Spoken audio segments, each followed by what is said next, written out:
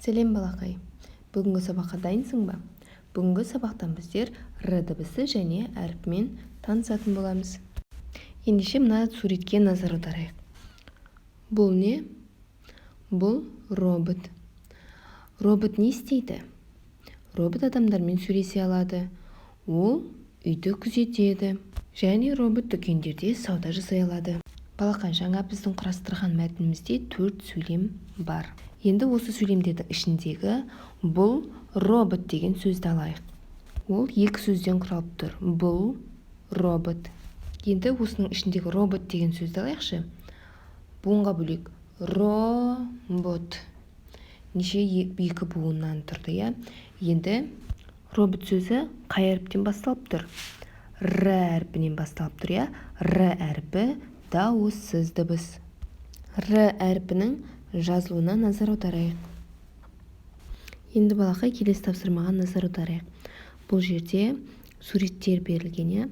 Бірінші суретте нені көріп тұрмыз? Қар жауып жатыр, қар. Келесі раушан гүлінің суреті. Раушан 2 буыннан тұрады, өйткені ол сөздің ішінде 2 дауысты дыбыс бар.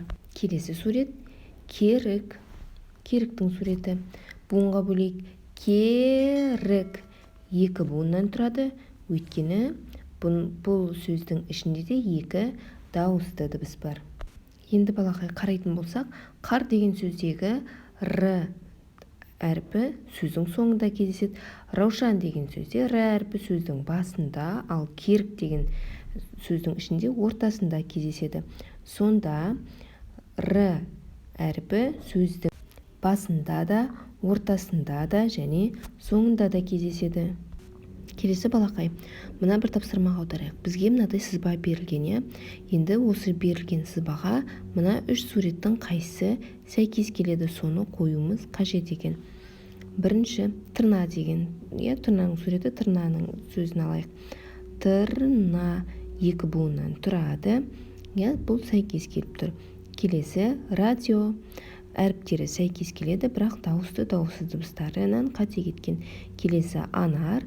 Ол жерде анар сөзі келмейді, өйткені анар 4 әріптен тұрады. Сонда бұл сызбаға сәйкес келетіні тырна. Тырна сөзіне дыбыстық талдау жасайтын болсақ, тырна 2 буыннан тұрады, ішінде 3 дауыссыз дыбыс және 2 дауысты дыбыс бар. Балақай, осымен сабақ аяқталды. Келесі сабақта кездескенше каналға тіркеліп, лайк қалдыруды ұмытпа.